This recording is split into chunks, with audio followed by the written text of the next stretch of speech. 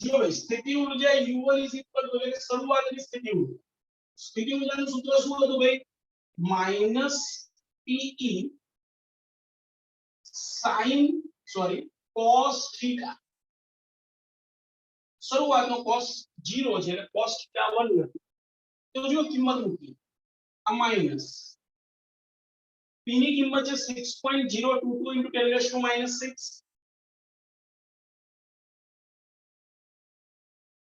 Capital E 10⁶ અને cos 0 એટલે 1 આપણે જાણીએ છીએ ચલો આ 10 ની માઈનસ છે 10 ની પ્લસ છે તો કેન્સલ ધેટ મીન્સ ઊર્જા મળી -6.022 જૂલ ચલો હવે θ2 ક્ષણ u2 is equal to -pe cos θ2 ભાઈ -pe p ની કિંમત આપણને ખબર છે 6.022 cos θ2 ભાઈ cos 60 આપણને ખબર છે cos 60 એટલે હાફ that means -3.011 જૂલ ચલો તો સ્થિતિ ઊર્જામાં થયેલો ફેરફાર કેટલો કે delta u is equal to u2 minus u1 ચલો u2 શું છે તો કે -3.011 પ્લસ કેમ પ્લસ તો કે આ માઈનસ અને u1 ની કિંમત માઈનસ એટલે માઈનસ માઈનસ પ્લસ 6.022 જૂલ ભાઈ 6.022 minus 3.011 that means 3.011 જૂલ અર્থাৎ આટલી ઊર્જા ઉષ્મા ઊર્જા સ્વરૂપે વ્યય પામી હોવી જોઈએ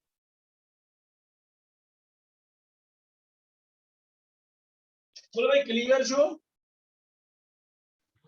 હા સર ઓકે આ તો આપણું ઉદાહરણ નંબર 2.6 ચોપડીમાં તમે જોશો તો 3.011 ની જગ્યાએ એ લોકોએ 3 લીધેલું છે એટલે કે 6.022 ની જગ્યાએ 6 લીધેલું છે માં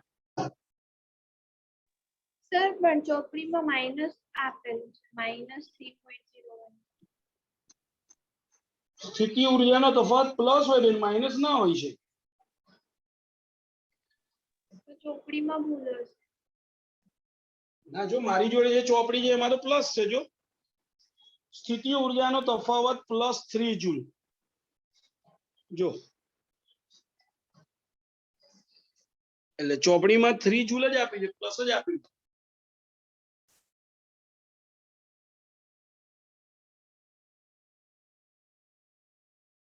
ચલો ભાઈ જો ઉદાહરણ 2.7 નથી કરવાનું કે અહીંયા ઉદાહરણ 2.8 ચલો ભાઈ ઉદાહરણ 2.8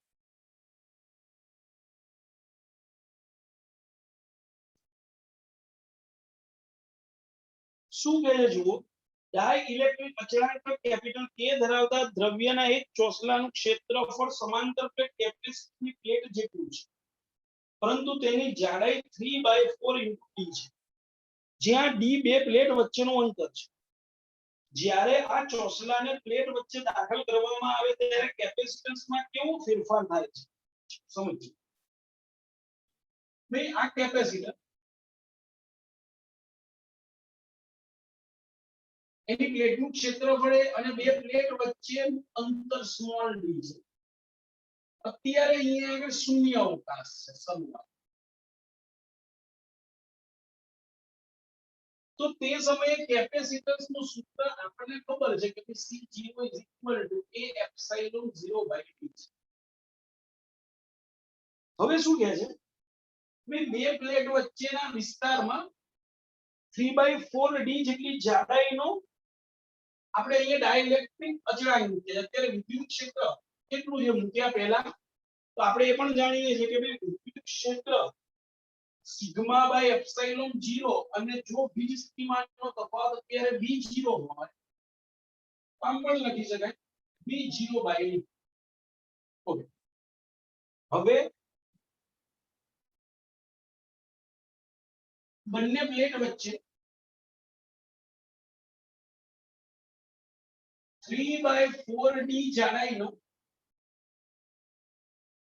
કે ડાઇલેક્ટ્રિક અચળાંક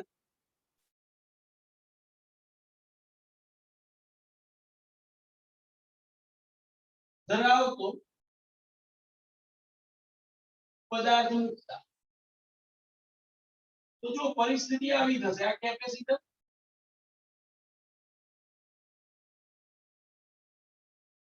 હવે અહીંયા કેપેસિટરમાં 3/4d જેટલી જાડાઈનો આ ડાઇલેક્ટ્રિક માધ્યમ મૂકી દે, જેની જાડાઈ છે 3/4d. ટોટલ હતું d, એમાંથી 3/4d કે ડાઇલેક્ટ્રિક અચળાંક ધરાવતું માધ્યમ મુકાઈ ગયું. તો બાકી કેટલું રહ્યું? તો કે આ બાકી રહ્યું 1/4d. ઓકે, આપણે જાણીએ છીએ કે આ કે ડાઇલેક્ટ્રિક અચળાંક ધરાવતા માધ્યમમાં વિદ્યુત ક્ષેત્ર થઈ જશે કેમાં ભાગનું, એટલે E0/, જ્યારે અહીંયા વિદ્યુત ક્ષેત્ર E0 નું E0 રહેશે. ચલો, તો હવે નવું વીજ સ્થિતિમાનનો તફાવત શું થશે જુઓ. ભાઈ આ મૂક્યા બાદ નવું વીજ સ્થિતિમાન V બરોબર, તો વીજ સ્થિતિમાનનું સૂત્ર શું? E * D, વિદ્યુત ક્ષેત્ર ગુણ્યા અંતર. તો અહીંયા આગળ શૂન્ય અવકાશના માધ્યમ માટે આટલો જ ભાગ છે શૂન્ય અવકાશમાં, જુઓ એટલે વિદ્યુત ક્ષેત્ર છે E0 અને એનું અંતર કેટલું છે? D/4, 1/4 * D એટલે D/4 પ્લસ હવે આ વિસ્તાર બાકી રહ્યો. ચલો, આ વિસ્તારમાં વિદ્યુત ક્ષેત્ર કેટલું છે? E0/k,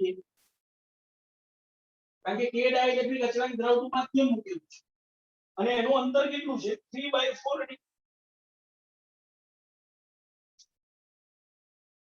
ચલો, શું કોમન દેખાય છે? તો કે E0 * D/4 કોમન દેખાય છે.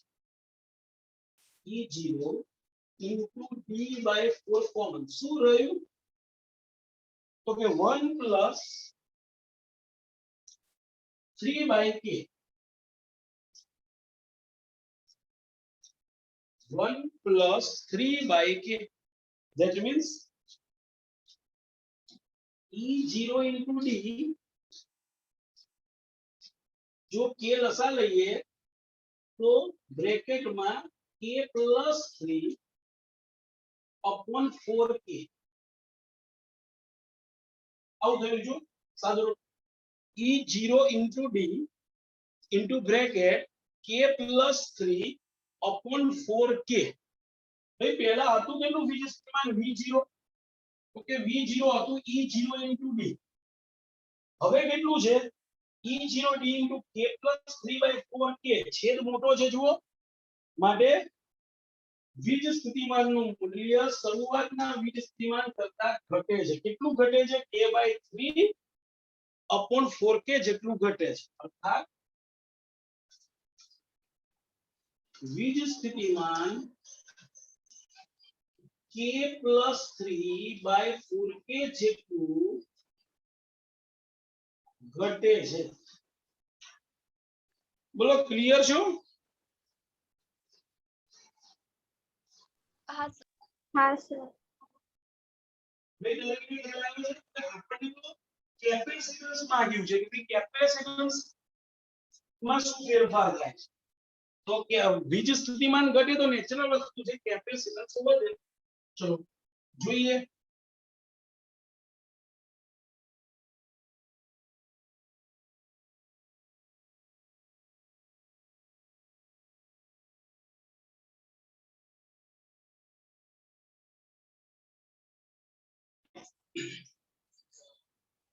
મારે નવું કેપેસિટન્સ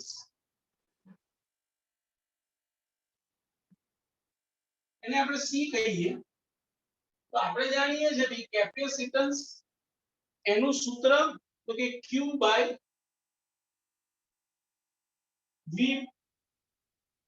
ભાઈ વીજભાર તો અચળ છે, કારણ કે અહીંયા આગળ આપણે બેટરી જોડેલી નથી રાખી. વીજભાર તો જે શરૂઆતમાં છે એનો એ જ રહેવાનો, એટલે C ચલે છે 1/V. ચલો, તો C upon C0 is equal to V0 by V આવું લખી શકાય C upon C0 એટલે કે શરૂઆતનું કેપેસિટન્સ વડે ભાગી નાખ્યું તો વીજ સ્થિતિમાન વ્યસ્ત પ્રમાણમાં એટલે C નો વીજ સ્થિતિમાન અંતિમ વીજ સ્થિતિમાન V છેદમાં આવ્યું શરૂઆતનું વીજ સ્થિતિમાન ઉપર જો હવે V0 ની કિંમત શું હતી કે V0 ની કિંમત છે E0 * D V ની કિંમત શું છે તો કે V ની કિંમત E0 * D K + 3 upon 4K એટલે આ 4K છેદના છેદમાં એટલે આપણે પહેલાથી ઉપર લખીએ છીએ આ સમીકરણ 1 આ સમીકરણ 2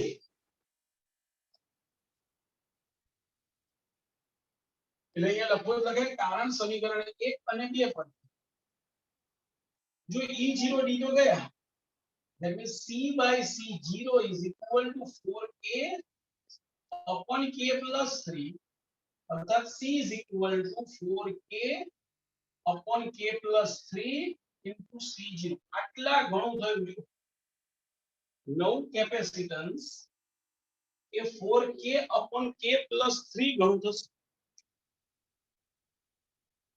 બોલો ભાઈ ખ્યાલ આવે हाँ सर हाँ सर આ તો આપણું ઉદાહરણ 2.8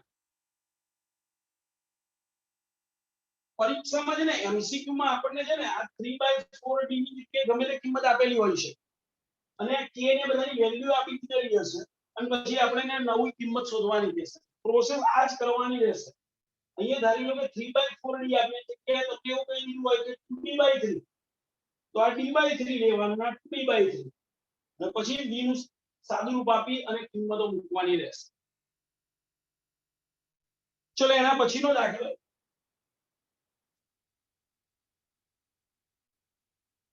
ઉદાહરણ 2.9 ચલો આ જવા દઈએ ઉદાહરણ 2.9 પર જઈએ છીએ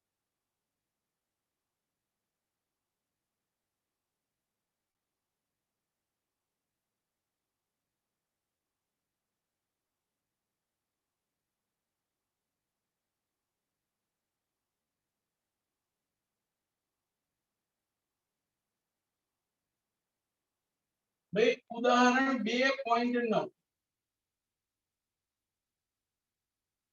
આકૃતિમાં દર્શાવ્યા મુજબ 10 માઇક્રોફેરાડના 4 કેપેસિટરોની નેટવર્ક 500 વોલ્ટના સપ્લાય સાથે જોડેલું તો ભાઈ આપણે એક આવો પરિપથ આપેલો છે આ એક કેપેસિટર છે આ બીજું કેપેસિટર આ બીજું કેપેસિટર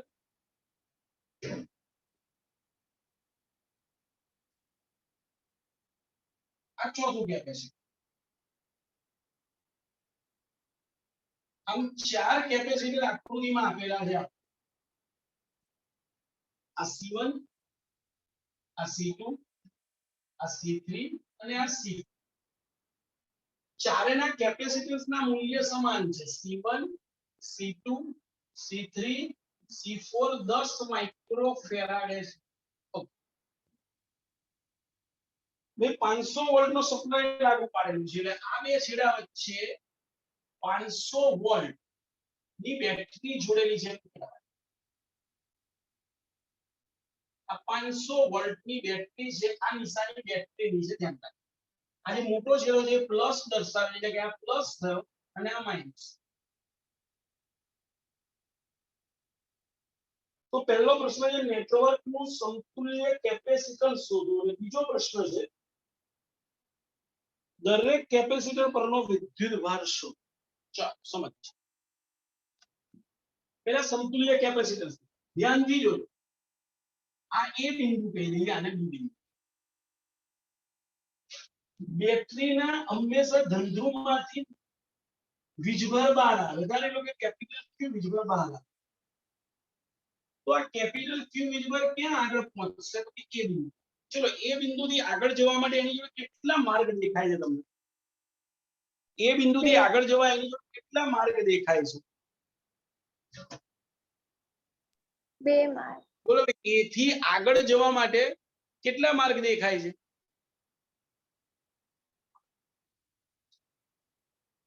બોલો કેટલા માર્ગ છે? તો કે જો આ વીજભાર એ સુધી આવે, હવે આગળ જવું હોય એટલે આમ જઈ શકશે ને આમ જઈ શકશે. વીજભાર જ્યાંથી નીકળ્યો ને ત્યાં પાછો ફરીને આવવાનો, એટલું ધ્યાન રાખો. તો આ વીજભાર પહોંચ્યો છે એ ઉપર, બેટરીમાંથી નીકળી અને એ પર પહોંચ્યો. હવે એ થી આગળ જવા માટે એની જોડે 2 માર્ગ છે. તો બંને માર્ગમાં થોડો થોડો વીજભાર વહેંચાય છે. ધારી લો કે અહીંયા ક્યુ અને વીજભાર ગયો, અથવા ક્યુ ડેશ કહી દઈએ, ચલો ક્યુ ડેશ વીજભાર ગયો. હવે એ જ ક્યુ ડેશ આગળ જશે, કારણ કે બીજો કોઈ માર્ગ નથી. જો વીજભારને વહેવા માટે એક જ માર્ગ હોય તો એ શ્રેણી જોડાણ કહેવાય, અને એક કરતા વધારે માર્ગ હોય તો સમાંતર જોડાણ કહેવાય. તો જો આ જે ક્યુ ડેશ વીજભાર છે એને આગળ જવા માટે આ એક જ માર્ગ છે, એટલે અહીંયા ક્યુ ડેશ જ આવશે. એ જ આગળ જશે, અહીંયા પણ ક્યુ ડેશ આવશે. ધેટ મીન્સ આ ત્રણે C1 C2 C3 શ્રેણીમાં થયા છો. C1 C2 C3 એ શ્રેણીમાં થયા. એટલે ટોટલ ક્યુ વીજભારના મેં 2 ભાગ પાડ્યા, એક ક્યુ ડેશ અને બીજો વીજભાર જશે C4 તરફ. એ ધારી લો કે Q4 છે. તો Q ના મેં ટોટલ કેટલા ભાગ પાડ્યા? Q ડેશ અને Q.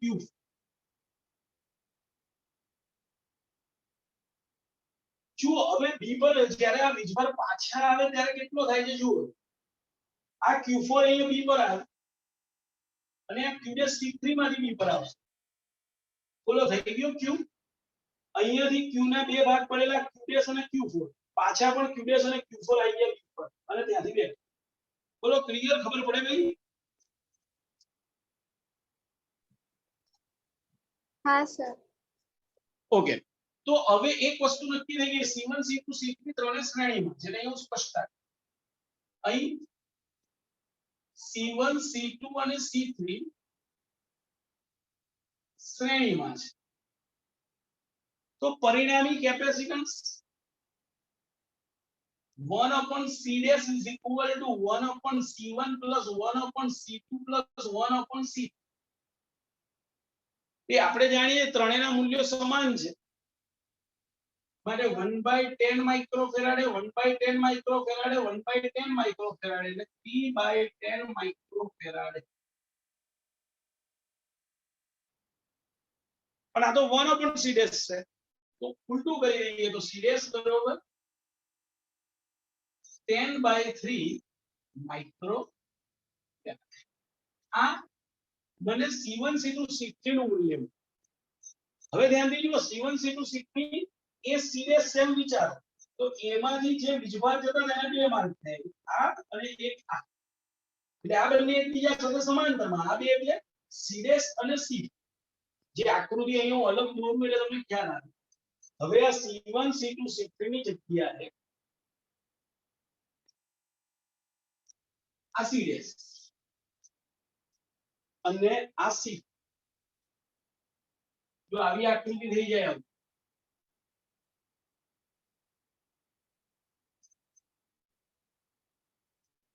જો ભાઈ આવી આકૃતિ C1 C2 C3 ની જગ્યાએ ખાલી C dash અને આ C. અહીં A અને B નામ આપેલું પાછું. તો જો આ જે વીજભાર Q આવતો હતો એને એ બિંદુ આગળ જવા માટે 2 માર્ગ છે, માટે આ બંને એકબીજા સાથે સમાન છે. આ S ગયો હતો અને Q4 ગયો. તો આપણે તરત કહી શકીએ કે હવે C dash અને C4 સમાન છે. ઓકે, C dash અને C4 સમાન છે.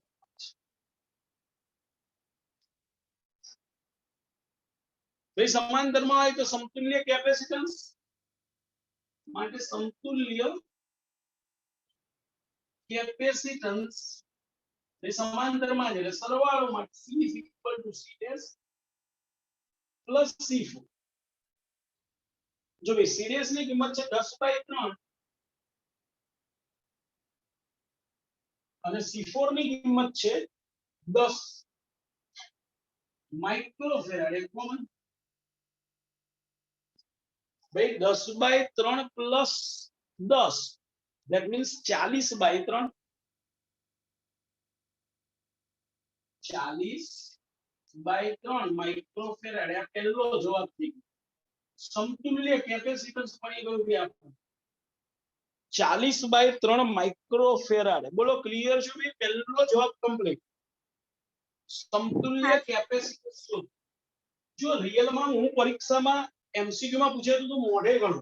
C1 C2 C3 શ્રેણીમાં છે, ત્રણેયના સમાન મૂલ્ય છે, તો આપણે સ્પષ્ટતા કરેલી તફાવતમાં કે જો C' મૂલ્યના n કેપેસિટર સમાંતર શ્રેણીમાં હોય તો C'/n, તો અહીંયા 10 માઇક્રોફેરાડના ત્રણ કેપેસિટર શ્રેણીમાં, તો સીધું લખી શકાય 10/3 માઇક્રોફેરાડ. અને એની સાથે આ સમાંતરમાં, એટલે બંનેનો સરવાળો, સીધો જવાબ લખી શકાય. પણ આ તો આપણે દાખલા તરીકે લખવાનું માટે આપણે બધા સ્ટેપ બતાવીએ છીએ. ઓકે, હવે આપણે માંગે છે વીજભાર. ધારી લો કે C1 ના બે છેડા વચ્ચેનો PD V1 છે, C2 ના બે છેડા વચ્ચેનો PD V2 છે, અને C3 ના બે છેડા વચ્ચેનો PD V3 છે. તો A અને B વચ્ચે લાગુ પાડેલો વોલ્ટેજ V1 + V2 + V3. જો ભાઈ ધારો કે C1 C2 અને C3 ના બે છેડા વચ્ચેનો PD અનુક્રમે V1 V2 અને V3 છે.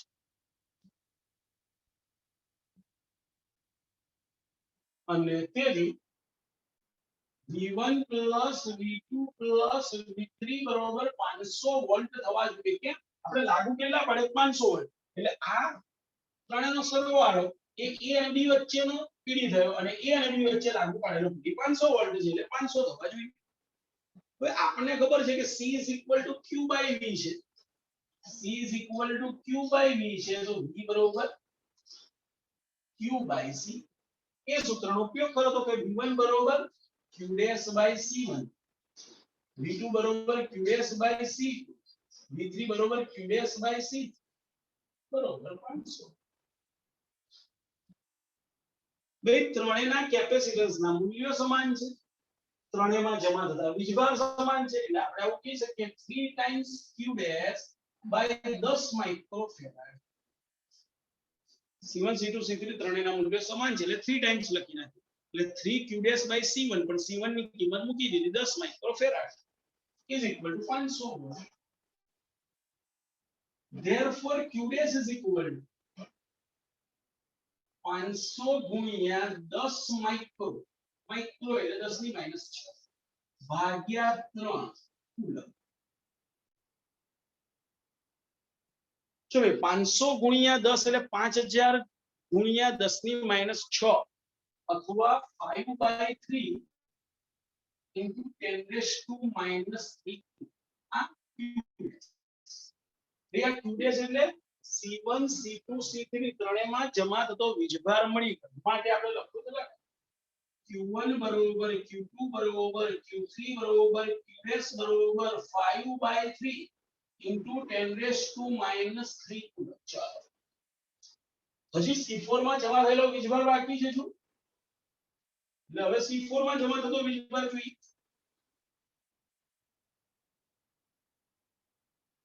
ચલો C4 માં તો ધ્યાનથી જો, C4 ના બે છેડા પણ A અને B જ છે, માટે C4 ના બે છેડા વચ્ચે લાગુ પાડેલો વોલ્ટેજ 500 વોલ્ટ છે. તો આપણે હવે લખીએ ભાઈ C4 ના બે છેડા વચ્ચેનો PD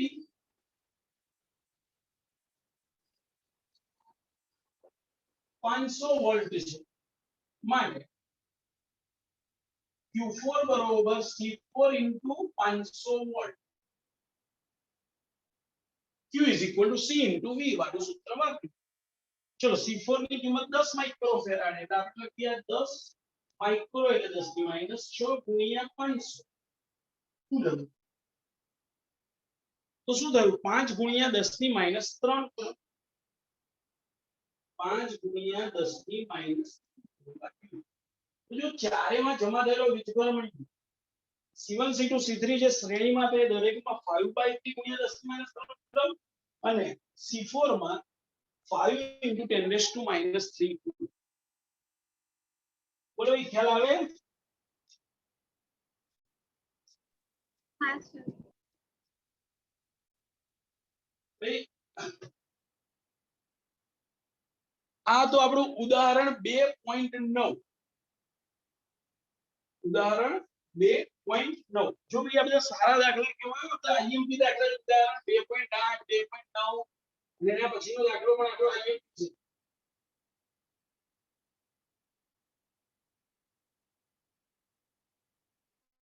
જેની ચર્ચા હવે આપણે